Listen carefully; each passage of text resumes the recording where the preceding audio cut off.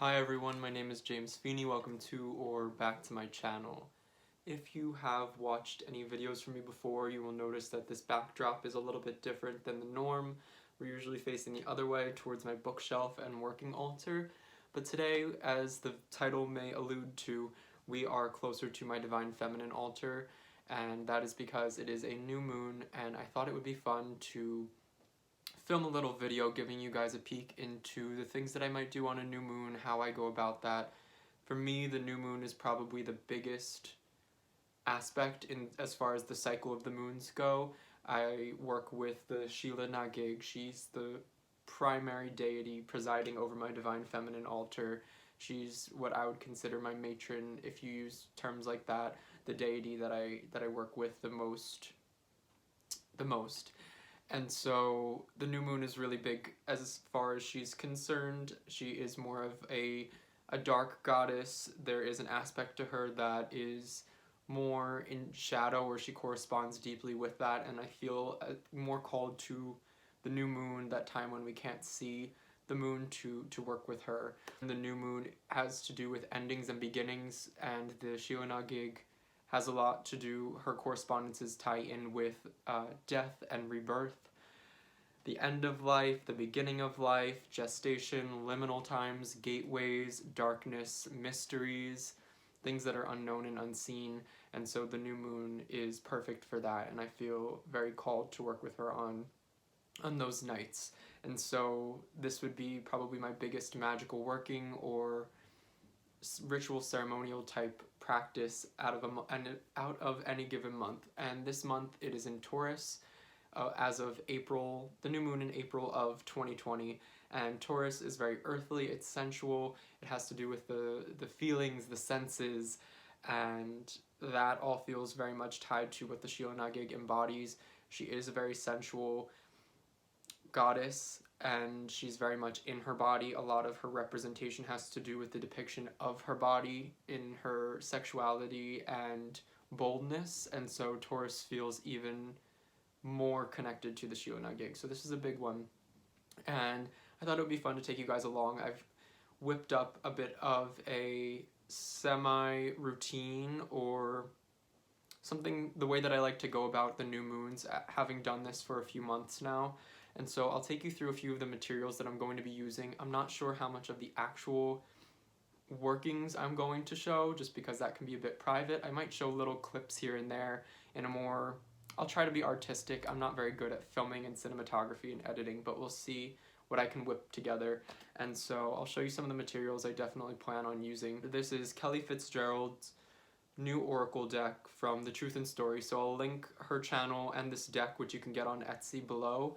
And I will also mention that Aquamarine18, Laura from Aquamarine18, is the one that turned me onto this deck. Watching her unboxing, I knew right then that I needed to go after this, and I had ideas in my mind about how I was going to use it. So this is, I believe it's the Journey Oracle. I could be so wrong. It comes in this nice little pouch with this wood, I'm not sure what these are called, wood tile burned in shape. I know that this deck actually started as a series of tiles and was then later made into a deck. I don't think the tiles are available right now on Kelly Fitzgerald's Etsy, and so I got the deck. And this is the normal size deck. There's a mini one there. These are the backs. It's like a hexagram shape. They're linen finish, really awesome, and they're really, really simple. And this is a die that comes with the deck. It has 20 sides. I forget what exactly the name of a 20-sided die is, but it's meant to correspond for the plant, crystal, and animal cards, so that way there's a PDF or a book where you can see, based on the die roll, which animal the animal card might correspond to or be alluding to. And so the cards look like this, and there's the really simple glyph in the middle. There's the word, and there's also a little bit of a key phrase or keywords underneath that, and then we have a nice background image. I would say that I like these because you get the simple glyph, a very simple pictorial background, but it's not too detailed. And I want to use these in spell work, specifically tonight or nights when I'm doing things. I think that combining different correspondences. So there are the moon cycles, there's the elements, there's directions, there's a lot going on in here. And I think I might consciously decide to pull certain cards and create a little grid, like linking them together with the ones that feel applicable. So we have, I would pull out maybe the new moon, because this is very Taurus energy and I'm kind of looking for that grounding, centering. I might also put in the grounding card. I'm thinking I might also put in spring might be helpful, just because that's the season we're in and it is about rebirth. I'm trying to think what else. Unseen and hidden. I think this one corresponds really well with the Sheela gig. And so just communing with her and the things that I might want to do during this time tonight, when I am sort of communing with the Sheela gig and potentially doing some spell work. The new moon is really when I like to check in and then almost plant seeds or start something that I hope to culminate by either the new moon or another full moon cycle of something that will kind of come and go and wane. It's different every time, and I haven't quite decided. It's still daytime. I'm not somebody who strategically maps out what it is that I'm going to do to the nth degree. A lot of times I will go in with no plan. This time I have a slight plan, but it's definitely not scripted. There's no ceremony, there's no instructions, there's nothing official. It really does just go on my intuition, and I feel like that works with the Sheela gig. She's very much about feeling. There's this visceral, raw, bold, and uninhibited aspect to her, and I think that she doesn't do very well when it comes to planning. That's not her forte of going about doing anything. I think there's a power in doing what feels right in any given moment, and I think that exact power pertains very heavily to the Sheela gig. So I'm planning, actually, I think, on making a video of my journey so far with the Divine Feminine and how I have progressed with the Sheela gig. So if that's something you're interested in, let me know. My hair is getting quite unruly, and I have debated just shaving it all, but I have had mixed remarks from friends and family about thinking that might not look so good on me. So if you're watching this at this exact moment, let me know what you think. Let me know what you think. And so, Conception, this might be a really awesome card, just because for me the new moon has to do with that decay, but from the second that the new moon ends, from the very first day after it, we're really in a period of conception. If anything, the new moon itself might be considered the conception of where you might start something to then to plant the seed to grow. And so, trying to see what other cards might be really awesome for this. There are tons, and so I really think I'm going to utilize this deck this evening with my new moon sort of magic and ritual. And so that's really awesome. Highly recommend this deck as well. I'll have everything in regards to that linked below. The Dark Goddess Tarot. I apologize, I know this one's out of print, so if you don't have it, you can't obtain it right now, but I know that there are plans to have it printed in a mass market way. I forget who picked it up. I think it's Schiffer. So there are plans to have this printed, so don't despair. But I do like to use this deck on new moon specifically, pulling a card. I don't really keep track, and I sometimes don't keep up with the card that I pull, but it's nice in a given moment. There's also a card for the Sheela gig in here. She's the Fool card, and so I love that. And sometimes I'll just pull out that card specifically to have another depiction of the Sheela gig, although I have my figure of her here, and then I have the one that I recently painted right there. But it is nice to have multiple representations, especially when I'm doing something very much tied to her. And so sometimes I'll pull just like a card at random to see what sort of goddess is present, or the almost facet of a goddess is present, that energy that might permeate the new moon ritual. I'm not showing these very well, I apologize. But I also might pull out the Sheela gig if I can find her. I love that she's in this deck. Okay, it's gonna be one of those things where it's like the last card you look at, and I cannot find her at this moment. But yes, so I do plan to, did I put the book? There's the guidebook. So I do plan to work with this, potentially pulling a card, bringing that into the new moon goings on. I'm thinking that I might use my flying ointment. This is one that I get on Etsy. I've gotten this exact brand or batch or recipe of flying ointment before from the creator on Etsy. This is probably one of the first ones that will show up if you try to look up flying ointment on Etsy. If you're not familiar with what flying ointment is, it's basically a sort of salve that you put on that's supposed to enhance things like intuition, psychic ability, astral travel, shamanic journeying, lucid dreaming, anything to do with altered states pretty much. This is meant to enhance, help, facilitate those endeavors and magical workings. And so I like to use it. This is a small canister. I find that it takes me a while to go through one. And so it would almost be to where I would think it would be bad eventually as I was starting to get through, and I'd have so much left, and it had been a bunch of months, and I'm like, maybe I shouldn't use this anymore, but there's still so much left. So now I order it in the smallest size.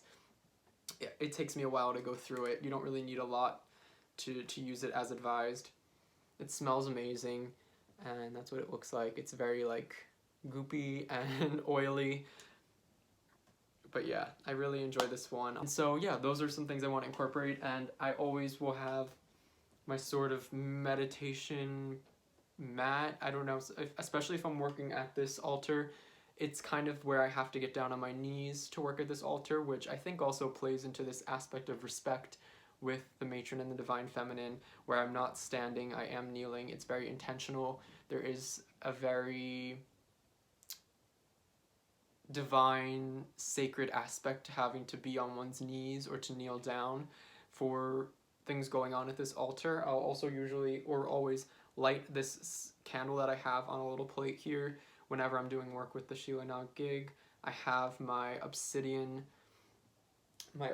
sphere here, which signifies the new moon. I use it for scrying, I use it for reflection, and sometimes the candlelight playing off of the obsidian sphere is a way that I will kind of communicate with the Sheela gig. I have a journal over here too, and any findings or any experiences that I have in regards to working with the Sheela gig, I will note in that journal.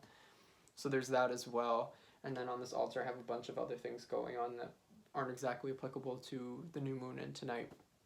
So I thought that might be interesting. I guess I'll check back in maybe with some hopefully creative footage of things that are going on this evening. I really think it's just going to be, the primary focus is to check in, is to have this sort of experience where I feel grounded and renewed, and I'm almost returning in this sort of decay and death, symbolic death, and then to be reborn for the next, the coming of the moon. And so I like to follow the moon cycles like that in lieu of the Sheela gig. And then at the same time, that would be probably the baseline of what's going on. And then if there are magical workings I think really mesh well with the intentions and the timing, then I will incorporate those as well. So I like to try to think up what it is that I might need to be doing or would want to do during this time. So I will check back in potentially later, film some footage. There might be an outro, there might not. It might just be a little bit of things going on, and who knows? I don't even know if I'll upload this, but I hope you guys are enjoying it, and I hope this is of interest. So until you see the rest of this.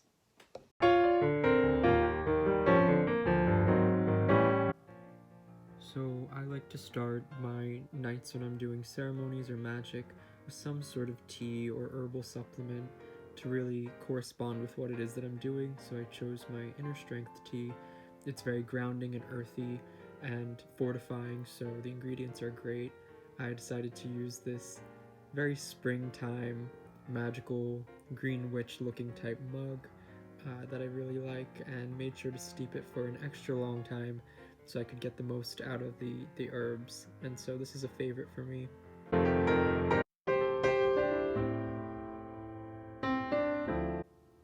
And so here I've decided to do a sort of magical fire. A fireplace is something that sits sort of at the heart and center of a home. it really permeates and warms and fills the entire home with its presence. And so I decided to get in some lavender here for purifying and protection and cleansing. And so I put that in. That's just some dried lavender. And then we have some cinnamon for good fortune and prosperity. I usually associate cinnamon with wishes and warmth and prosperity, so that's why I was using that. And then we have chamomile, which to me is very healing, soothing, and protective. And so it's another layer of protection, but with some different nuances. So this is really about prosperity, health, and happiness for the home. And I thought that this would be a good night for this, and something to kind of, a spell to see over my entire home. So I set my intention for a minute here, and then set about lighting the fire. I really like these long wooden matches. They burn for a long time and allow you to get the whatever it is that you're starting the fire with fully lit. I was a bit lazy and didn't use natural kindling. I used cardboard, so I took the easy route out. It was just what I had lying around, and you will see that the fire gets rather large very quickly, and it's not as big as it appears. Well, here I'm writing a little bit of an intention or incantation on a sheet of paper to have to burn in the fireplace to release what it is that I want. I promise the fire is not that big in person. I think the lighting made it seem a lot larger, and it's just the cardboard burning off. And so I threw that intention in there to manifest and to burn up and disperse, and then let the fire run its course.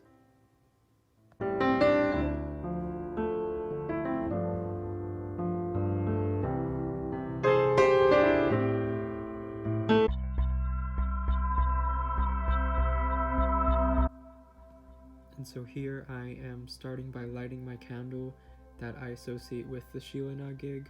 This will burn for the entirety of anything that I'm doing, regardless of if it is connected directly to her or not. It's good to have there, and it's how I start the procession. And so I lit 2 tea lights in my selenite candles for some good energy and protection. I had casted a circle of protection before beginning any of this, and so here I'm just selecting the Journey Oracle cards that I want to make a grid out of and to be a part of this.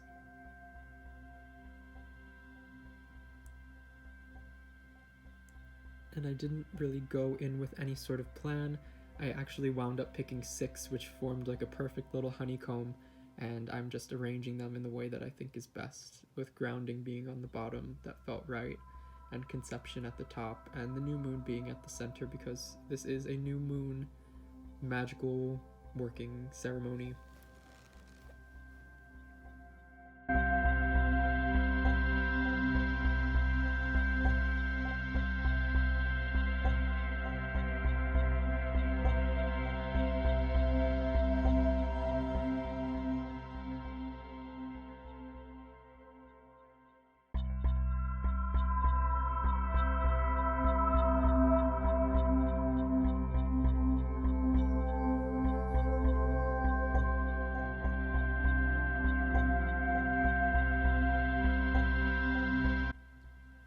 And so here I am just pulling a card from the Dark Goddess Tarot, and you will see I have the Hag of Earth, She Who Watches, and this one was really interesting to read about. I read the PDF on her after, but here's a short bit in the guidebook. And so that brings us to the end. I'll leave the rest up to your imagination. I hope you guys enjoyed this.